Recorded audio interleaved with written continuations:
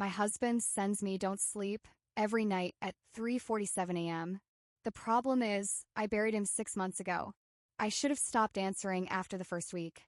I should have blocked the number, thrown my phone in a drawer, done literally anything except what I did. But when you've been married to someone for 8 years, when you shared a bed and a life and a future that got ripped away in a single moment, you don't think straight. You just want one more message, one more piece of him. It started 3 days after the funeral.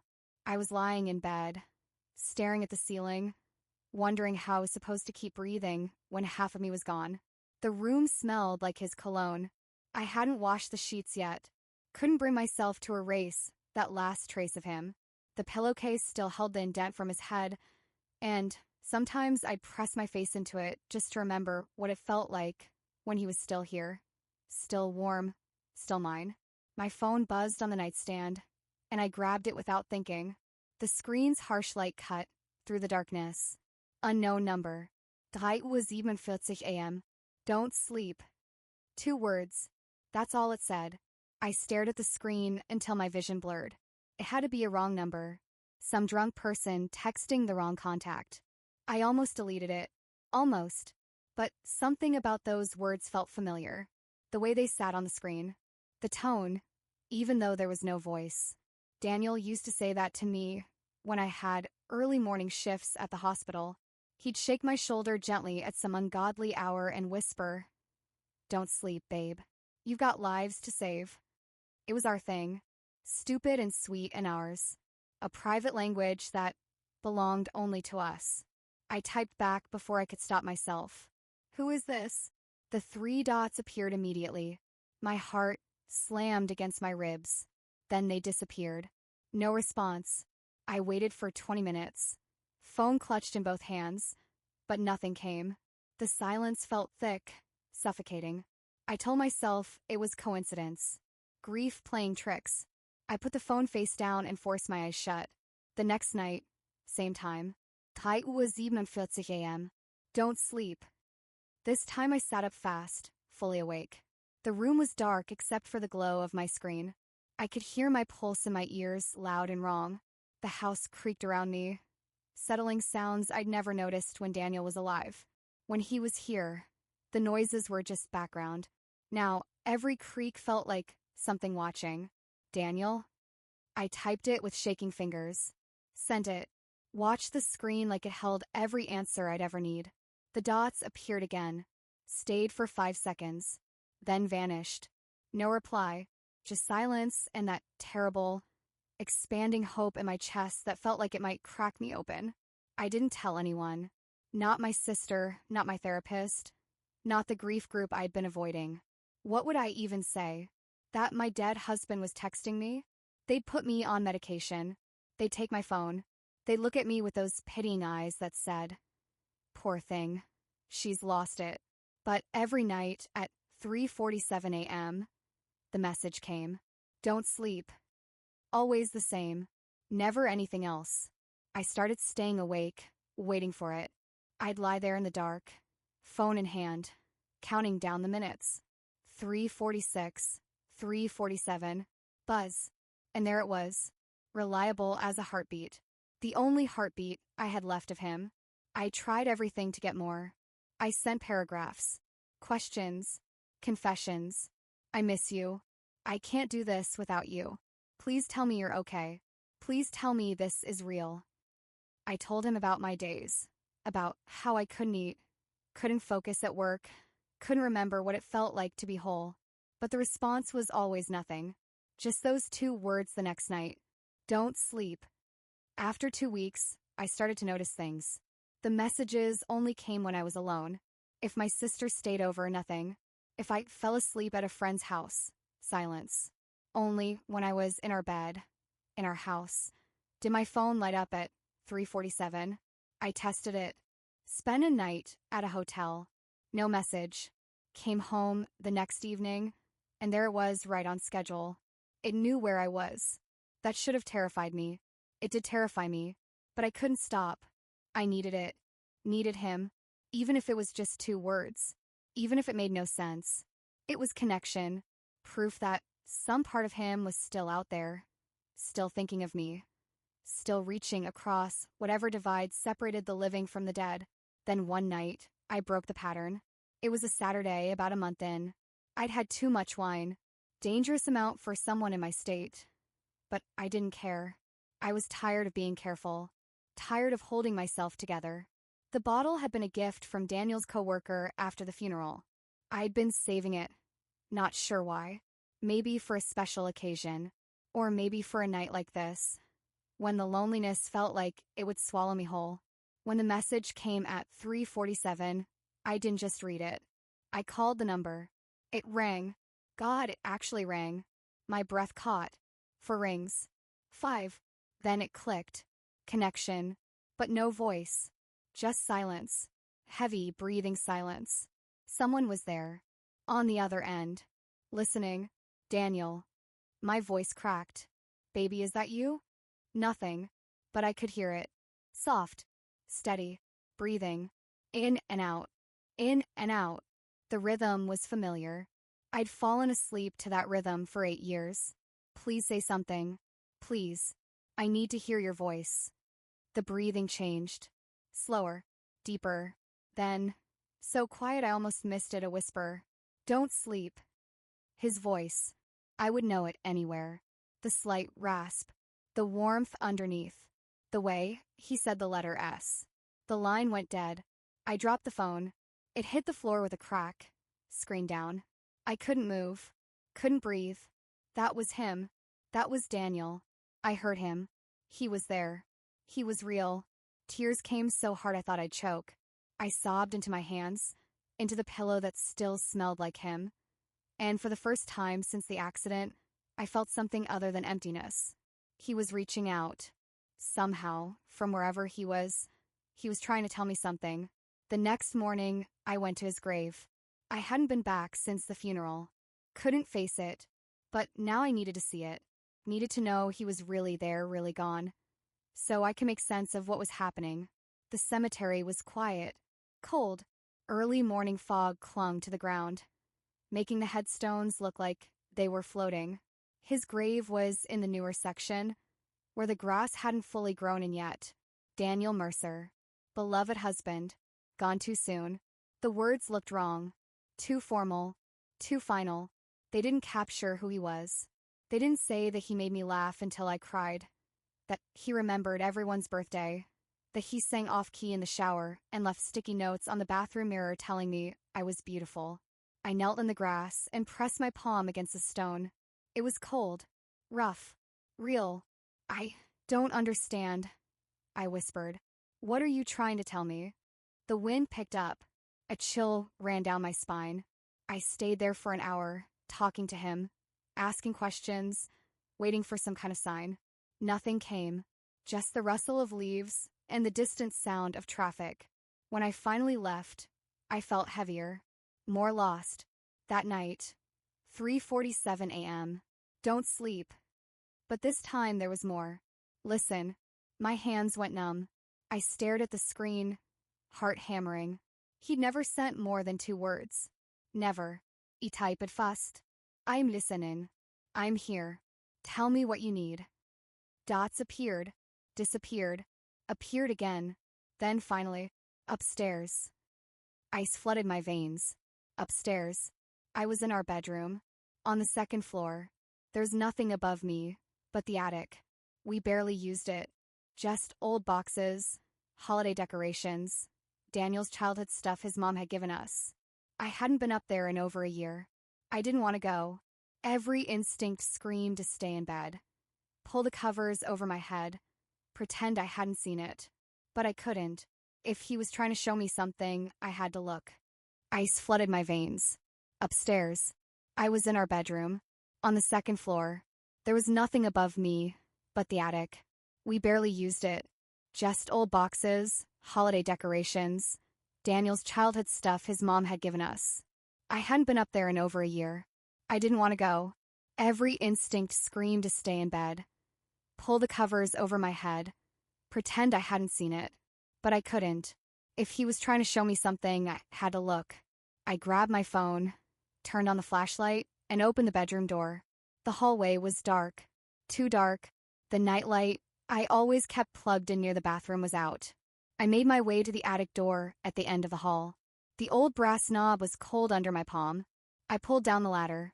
It creaked loud in the silence. I climbed slowly, each step groaning under my weight. The attic smelled like dust, and old wood and something else. Something stale. The air felt wrong up here. Thick.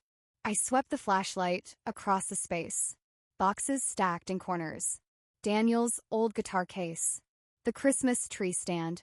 Everything exactly where we'd left it. Then I saw it. In the far corner, behind a stack of boxes I didn't remember being there, was a shape. Wrong shape. I moved closer, shoving boxes aside. My breath came short and sharp. It was a bag. Black duffel bag. I didn't recognize it. I knelt down, hands trembling, and unzipped it. Inside were clothes. Men's clothes. Not Daniel's. A wallet. Driver's license with a name I didn't know. Credit cards. A phone dead, screen cracked. And underneath it all, bundles of cash. Stacks of it. More money than I'd ever seen outside a bank. What the hell was this? I pulled out the wallet, checked the ID again. Richard Hoffman, 42 years old. Brown hair, blue eyes. A stranger's face staring back at me. I'd never heard that name in my life. I turned on the phone, but it was completely dead. No charger in sight. My mind raced. Why was this here? Who put it here? Daniel never mentioned anyone named Richard. Never mentioned money, hidden in our attic. My phone buzzed in my hand. I nearly screamed. 3:52 a.m. Now you know. Know what? What was I supposed to know? That my husband had a bag of someone else's stuff and cash hidden in our house. That he'd been keeping secrets? I typed fast, fingers slipping on the screen. What is this? Who is Richard Hoffman? Daniel, what did you do? The response came within seconds. I didn't. He did. He did. Richard did. But that didn't explain anything. Didn't explain why this was in my house. Why Daniel was telling me about it now, why any of this mattered. Another message. Check the news. April 9th. April 9th. 2 weeks before Daniel died. I scrambled down the attic ladder. Nearly fell. Ran to the bedroom and grabbed my laptop. Typed in the date and Richard Hoffman's name. The first result made my stomach drop. Local man missing after alleged embezzlement scheme. Richard Hoffman, 42. Disappeared April 9th amid investigation into stolen funds exceeding $400,000 from Westridge Financial Group. I clicked the article. Read it twice. 3 times. Richard Hoffman had been under investigation for embezzling money from the company where he worked. He'd vanished before charges could be filed. Police suspected he'd fled the state. Family claimed he'd never do such a thing. The case went cold, and his stuff was in my attic. I felt sick. Daniel had been involved somehow. Had to be. But how? He worked in IT at a completely different company. He'd never mentioned Westridge Financial. Never mentioned Richard Hoffman. We told each other everything, didn't we? My phone buzzed again. He came to me, desperate. Said people were after him. Asked me to hide the bag, just for a few days. I read it over and over. Daniel had helped him. Hidden evidence. That wasn't like him.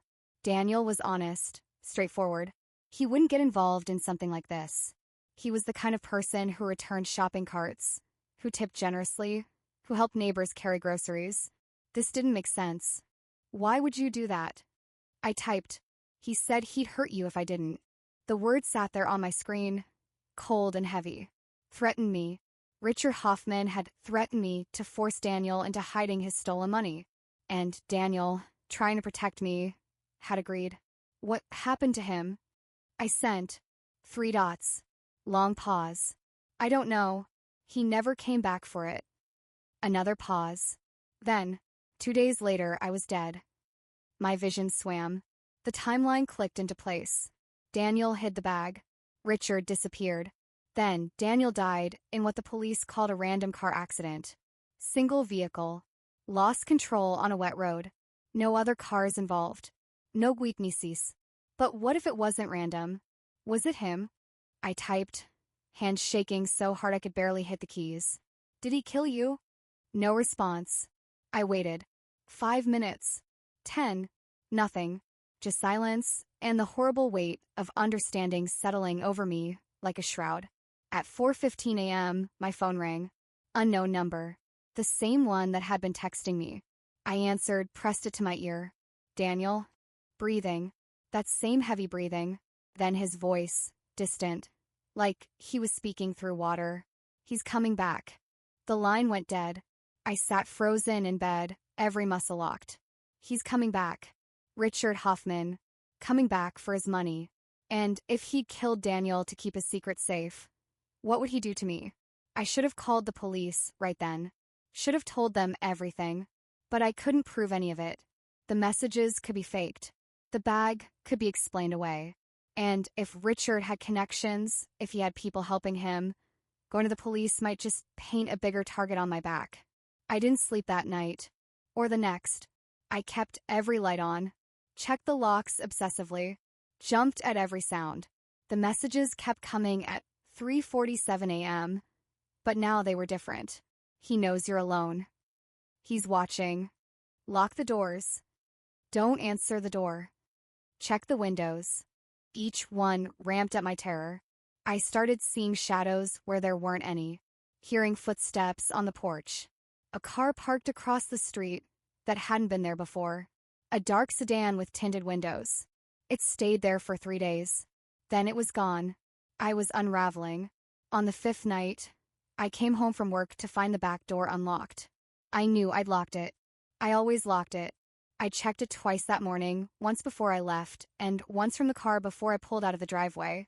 I stood in the kitchen, keys still in my hand, staring at that door. Someone had been inside, or was still inside. I should have run, should have gotten back in my car, and driven straight to the police station. But rage overrode fear. This was my house. My life. I'd already lost Daniel. I wasn't losing anything else. I grabbed a kitchen knife and checked every room. Closets. Bathrooms. Under beds. Nothing. No one. Everything looked untouched. But when I went back to the kitchen, I saw it. The attic ladder was down. I hadn't left it down. I'd put it up after finding the bag. Hadn't been up there since. Someone had been in my attic. I climbed up, knife gripped tight, and swept my phone's light across the space. The bag was gone. All of it. The money, the clothes, the phone. Everything. Just empty space where it had been. He'd come. He'd taken it. And he'd left me alive. Why? I backed down the ladder fast, heart slamming. My phone buzzed in my pocket. Unknown number. But not the same one. New number. Thanks for keeping it safe. Then, seconds later, from Daniel's number. Run. I didn't think. I grabbed my purse, my keys, and ran. Out the front door, to my car. Hands shaking so bad, I could barely get the key in the ignition. I drove. Didn't know where. Just away. Away from that house. Away from whatever was happening. I ended up at my sister's place 20 minutes outside the city. Banged on her door at 11 p.m. like a lunatic. She took one look at my face and pulled me inside. I told her everything. The messages. The bag. Richard Hoffman. The unlocked door. She listened without interrupting, and when I finished, she said the thing I'd been too scared to admit. We need to call the police. Right now. We did. They came to her house, took my statement, went to my place with a warrant. Found nothing. No forced entry. No evidence anyone had been there. They checked for fingerprints, found only mine and Daniel's. They looked at me like I was hysterical, grief-stricken, imagining things. But they did look into Richard Hoffman, confirmed he was still missing, confirmed the embezzlement case, said they'd keep an eye on my house, told me to call if anything else happened. That night, staying in my sister's guest room, I didn't get a message at 3:47. For the first time in 6 weeks, my phone stayed silent. No don't sleep. No warnings. Nothing. And somehow that was worse. The absence felt like abandonment. Like Daniel had moved on. Like I was truly alone now. I stayed with my sister for a week. Didn't go back to the house. Had friends pack up some of my things. I couldn't face it. Couldn't face the empty attic, the unlocked doors, the possibility that Richard Hoffman knew where I lived and could come back anytime. But on the 8th night, at 3:47 a.m., my phone lit up. Daniel's number. It's over. 2 words. That's all. I stared at them, hands trembling. What was over? The danger? The messages? Everything? I typed back. Are you still here? Dots appeared. Stayed for a long time. Then, I never left. I'm always with you. But you have to let me go now. Tears blurred my vision. Let him go. I knew that. Had known it since the funeral. Since the first message. But knowing and doing are different things. I can't. I typed. I don't know how. His response came slowly. Like he was choosing each word carefully. You're safe now. He won't come back. I made sure. Live, baby. Please. Live for both of us. I cried into my pillow. Silent sobs that shook my whole body. My sister heard and came to check on me, but I waved her away. This was between me and Daniel. Between me and the ghost of the man I loved. Will I hear from you again? I sent. The dots appeared, disappeared. Then, finally, only if you need me. But I hope you won't. That was the last message. It's been 4 months since then. I moved out of the house. Couldn't stay there. Too many memories. Too many shadows. Too many nights lying awake, waiting for a message that never came. I got a small apartment across town. Started seeing a new therapist. Rejoined the living in small, painful increments. My phone never buzzed at 3:47 a.m. again. I checked the news obsessively for weeks. Nothing about Richard Hoffman. No body found. No arrests. No updates. It was like he'd vanished into smoke. Sometimes I wonder if Daniel found a way to stop him. If somehow, from wherever he is, he protected me one last time. I'll never know. And maybe that's okay. I still have the old phone number saved. Daniel's number. I haven't deleted it. Can't bring myself to. Sometimes, late at night when I can't sleep, I scroll back through those messages. Don't sleep. Over and over. A warning. A protection. A love letter from beyond. I think about texting him sometimes. Just to see. Just to know if he's still out there, still watching. But I don't. He told me to live. So I'm trying. Every day is hard. Every night is harder. But I'm still here. Still breathing. Still moving forward. And if my phone ever buzzes at 3:47 a.m. again, I'll know exactly what it means. That I need him. That I'm in danger. That somewhere between this world and whatever comes next, Daniel Mercer is still keeping his promise to protect me. But for now I sleep. And I dream. And I whisper into the dark, I love you. Just in case he can still hear me. Because some loves don't end. They just change shape. They adapt. They find new ways to reach across the impossible distance between gone and here. And sometimes when the night is quiet and the world feels too big, I swear I can feel him. Not as a ghost. Not as a message. Just as a presence. A warmth in the cold. A light in the dark. I learned something through all of this. Grief isn't linear. It doesn't follow rules. And sometimes the people we lose find ways to stay with us that we never expect. Daniel saved me twice. Once in life, when he hid that bag to protect me from Richard Hoffman. And once in death, when he warned me from beyond. I don't know how it works. I don't know the mechanics of the afterlife or whether his consciousness somehow lingered or if it was all just my subconscious trying to keep me safe. The therapist has theories. So does my sister. But I don't need theories. I know what I experienced. I know what I felt. And I know that for 6 weeks, my dead husband texted me every night to keep me alive. That's enough.